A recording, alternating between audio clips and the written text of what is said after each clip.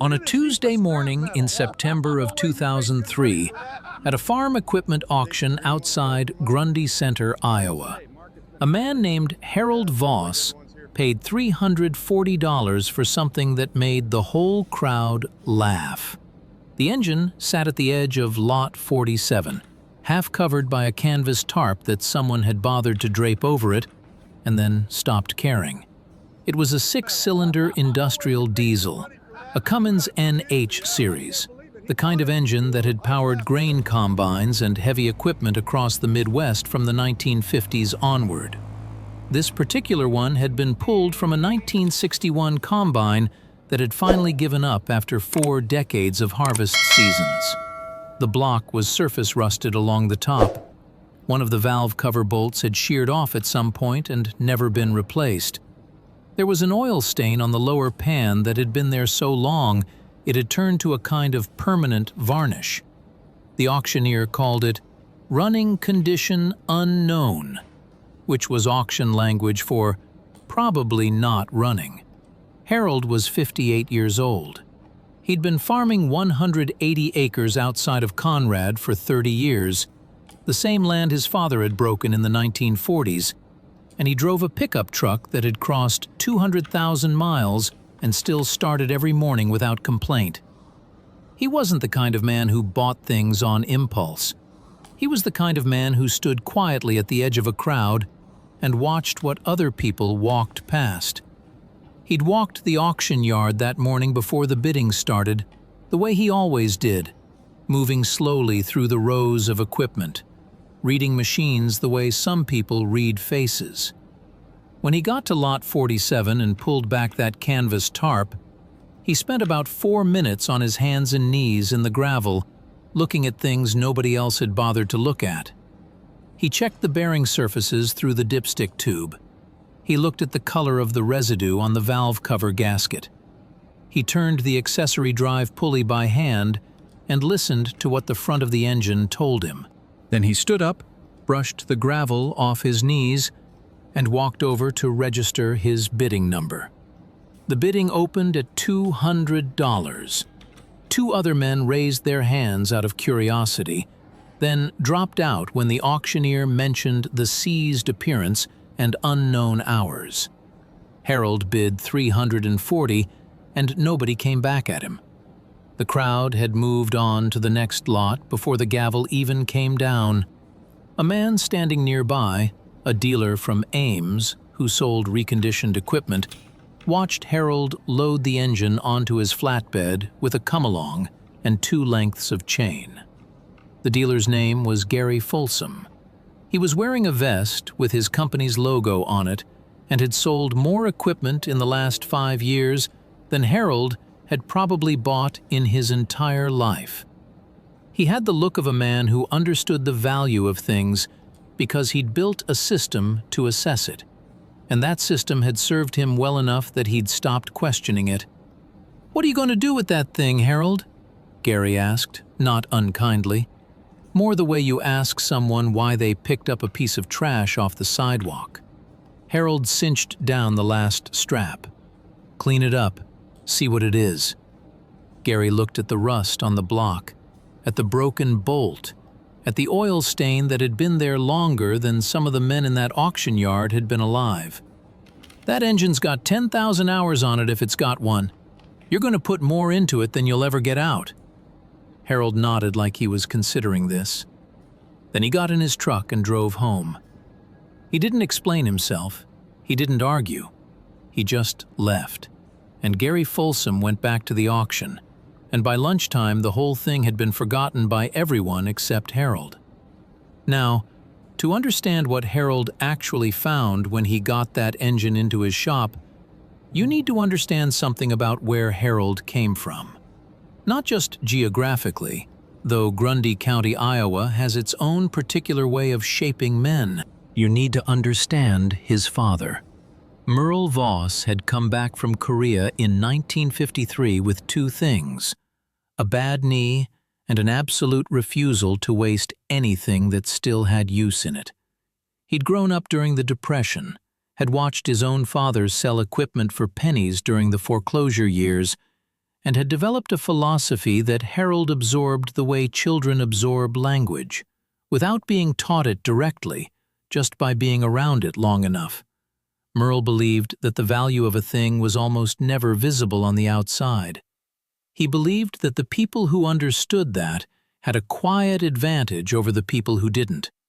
And he believed above everything else that time spent understanding a machine was never wasted. You could spend an afternoon with an engine and come away knowing something that no price tag or condition report would ever tell you. Merle had died in 1991, but his tools were still in the shop. His workbench was still set up the way he'd kept it, and his habit of mind, that slow, systematic way of reading a machine before judging it, was still in Harold, as present and useful as the day it had been formed. Harold spent 3 evenings that first week with the Cummins. He pressure-washed the block. He freed the sheared bolt with a left-hand extractor Merle had bought in 1967. He pulled the valve covers and looked at the cam lobes with a flashlight, reading the wear pattern the way you might read a medical chart. He dropped the oil pan and examined the bearing surfaces. He turned the crank by hand, checking for feel, for resistance, for the small stories that an engine tells about its life if you know how to listen. What he found was this. The engine had been pulled not because it was worn out, but because the combine it came from had caught fire in the cab section.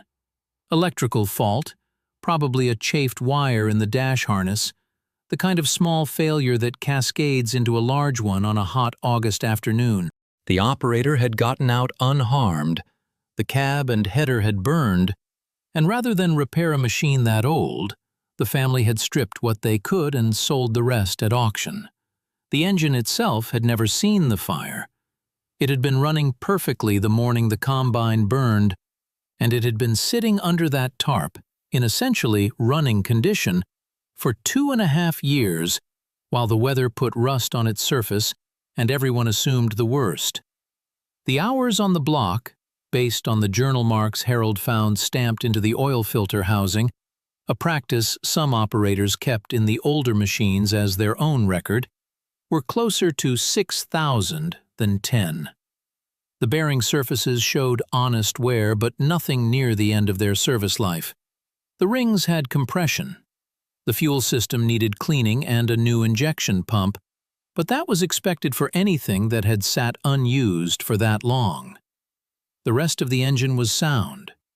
Harold put it on a stand in the corner of the shop, did the work he needed to do through that winter, and by March of 2004, he had a Cummins NH diesel running cleanly in his barn that you could have dropped into a piece of working equipment and gotten another 20 years out of without hesitation. He didn't rush to do anything with it. He put it on a wooden skid, kept it oiled and covered, and went back to farming. He had a use in mind, but he wasn't ready to act on it yet. That quality, the willingness to wait, to hold something until the right moment rather than immediately converting a find into cash or proof or a story to tell at the feed store, is rarer than most people realize. Harold had learned it from Merle, who had learned it from scarcity. The men who survived the Depression and the farm crises that followed didn't make hasty moves. They watched. They waited. They acted when the conditions were right. By 2005, things were shifting in Grundy County in ways that Harold had been quietly tracking for a couple of years. Grain prices were beginning to move upward, equipment demand was tightening, and a manufacturer about 40 miles away that built custom agricultural machinery, a mid-sized outfit called Feldman Equipment, had been struggling with their engine supply chain for the better part of 3 years. They built specialized grain handling equipment for large elevator facilities, and they had been using a German diesel that was becoming increasingly expensive to source parts for and maintain. Their service engineers were spending more time managing that engine than the rest of the machine combined. They had been looking, quietly and without much success, for an alternative power unit that could handle sustained load cycles in a grain handling environment without the overhead of a European sourcing chain. Harold knew about this not because he was in any industry network or trade association. He knew because his neighbor's son worked on the assembly floor at Feldman and talked the way young men talk when they're eating lunch and think the older men sitting nearby are only half listening. Harold was always fully listening. In the spring of 2006, he made one phone call. He drove over to Feldman's facility with the engine on the flatbed and asked to speak to whoever handled their equipment specifications. He was brought to a man named Doug Kessler, an engineer in his mid-40s, who had the particular look of someone who has been solving the same expensive problem for too long. Doug had grease under 2 fingernails even in his office, which told Harold something useful about the kind of man he was dealing with. Doug looked at the Cummins NH for a long time without saying anything. He asked Harold questions, careful, technical questions, the kind that told Harold he was being tested by someone who actually knew what he was looking at. Harold answered them plainly, showed him the journal marks, the service records he'd assembled through the winter, the compression numbers from after the rebuild. Doug asked if he could run it. Harold said yes. They ran it in Feldman's test bay for 6 hours, varying the load, watching temperatures, listening. At the end of 6 hours, Doug Kessler did something Harold hadn't asked for and wasn't expecting. He walked to the door of the test bay and called down the hall for the company's procurement director to come take a look. What followed over the next 18 months was not dramatic. It didn't involve contracts or lawyers or dramatic negotiations. It involved Harold doing what he had always done, moving quietly through auction yards, spending 4 minutes on his hands and knees where other people spent 4 seconds standing up, buying what other people couldn't see value in, and doing careful work in his shop through the Iowa winters. Feldman didn't need one engine. They had identified the Cummins NH series as a viable long-term alternative to their German supplier and needed a source of rebuildable examples.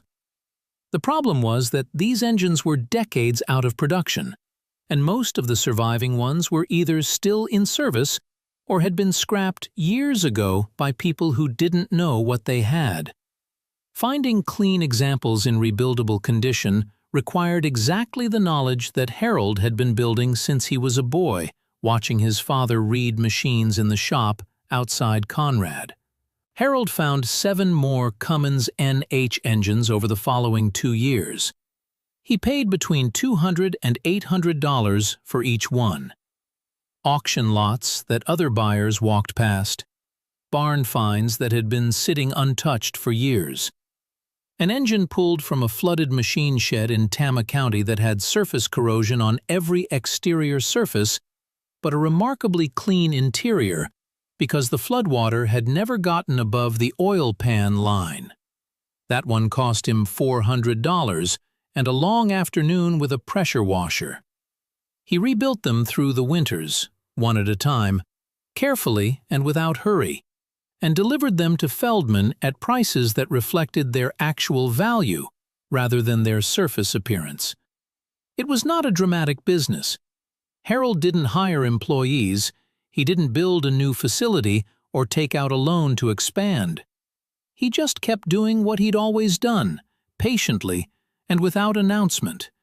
And the work built a quiet reputation that spread the way good reputations spread in agricultural communities, slowly and by word of mouth, through conversations at sale barns and equipment dealers and extension office waiting rooms.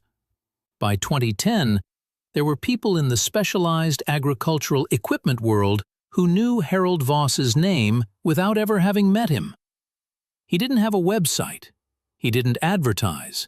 But if you needed a rebuilt NH series Cummins and you asked the right people, the name you eventually got was his, Gary Folsom, the dealer from Ames who had watched Harold load that first engine at the 2003 auction, had heard the name come up twice in separate conversations before he put it together. He drove out to Harold's farm on a Thursday afternoon in the spring of 2011 and sat at the kitchen table while Harold's wife poured coffee. Gary was a little older now, and the market had moved in directions he hadn't fully anticipated. The specialized equipment segment had grown substantially. The availability of certain vintage industrial power units had become a genuine commercial bottleneck for facilities looking to avoid European supply chain costs. Gary had a client who needed 2 certified Cummins NH engines for a grain terminal expansion in Nebraska. He had a number written on a notepad, and he slid that notepad across Harold's kitchen table without saying anything first. $100,000. 2 engines, delivered and certified. Harold looked at the number for a long moment.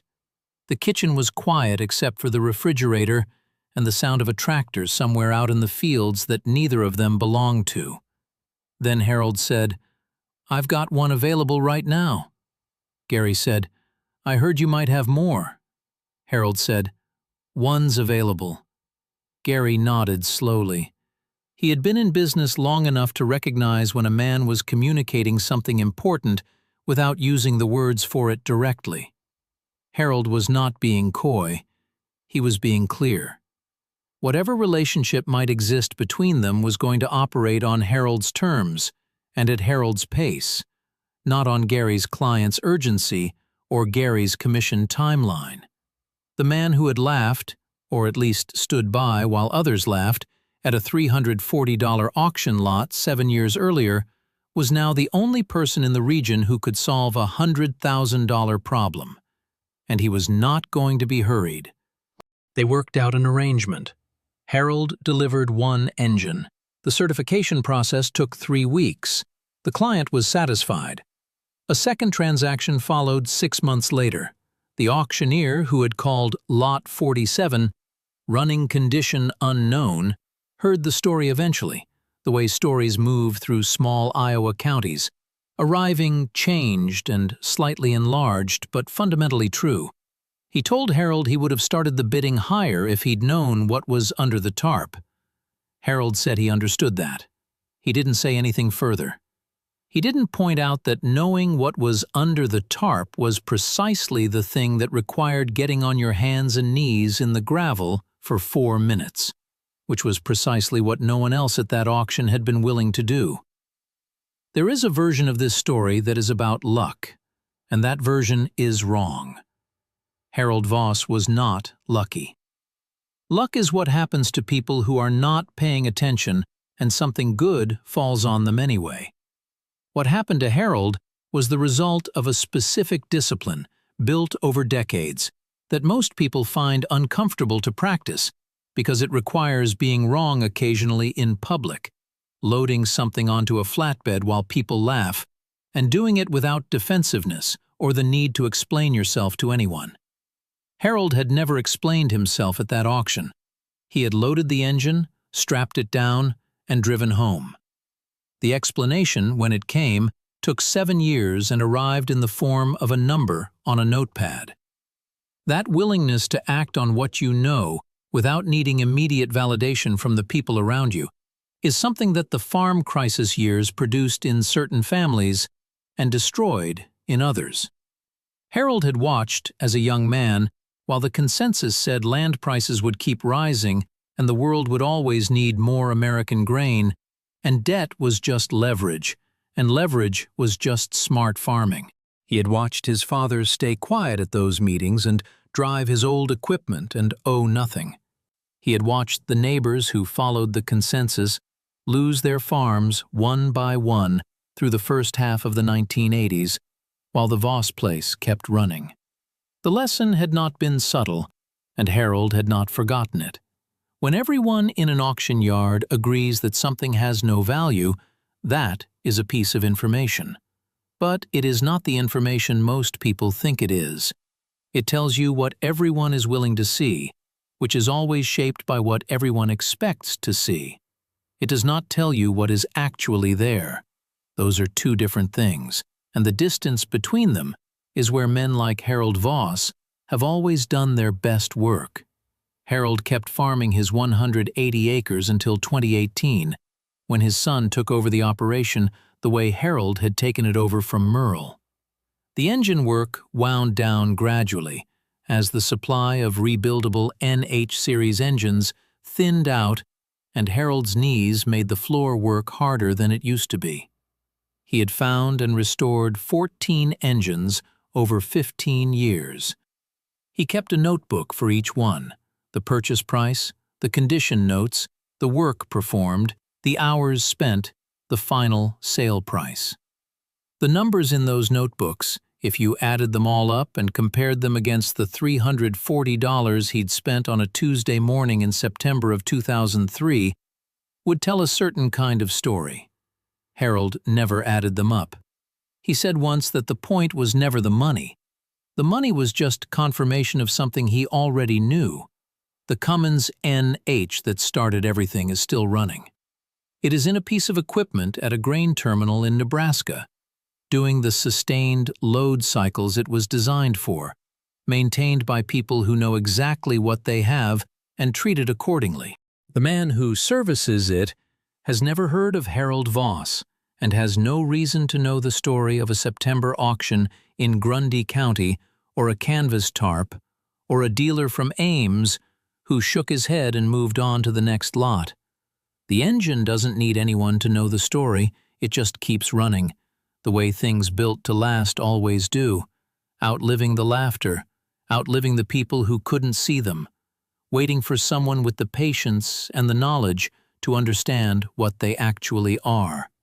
Harold paid $340 for a running engine in 2003. A decade later, the market came to him at $100,000. The distance between those two numbers is not luck, it is not timing. It is 40 years of knowing how to read what other people walk past, built on a foundation that started with a father who came home from Korea with a bad knee and a determination to never throw away something that still had use in it. The ground was never the problem, Merle used to say about worn-out land. And the engine was never the problem, Harold might have said about that lot at the 2003 auction. The problem was always the same. People stopped looking before they found out what was there. Some things don't lose their value because the world changes. They lose their value because people stop looking closely enough to see it. And the men who keep looking, who get down in the gravel and spend 4 minutes finding out what something actually is, those men have always had an advantage over the men who trust the surface of things and move on to the next lot. Harold knew that. His father knew it before him. And somewhere out there right now, at some auction yard in Iowa or Nebraska or Kansas, there is a lot that everyone is walking past. The tarp is on it. The auctioneer has already said the words that mean he doesn't know what it is. The dealer in the vest with the company logo has already moved to the next row. And somewhere at the back of the crowd, there is a man who is still looking. He is on his hands and knees in the gravel. He is taking his time. He is reading what the machine is telling him, the way his father taught him to, the way his grandfather taught his father before that. He will load it onto his flatbed while people laugh. He will take it home and find out what it is. And 10 years from now, the people who laughed will be trying to figure out how to get it back. If this story made you think of something you might have walked past too quickly, drop a comment below. And if you know someone who sees what others overlook, share this with them. Subscribe if you want more stories like this one, because there are more of them than most people know. And every one of them teaches the same quiet lesson in a different way.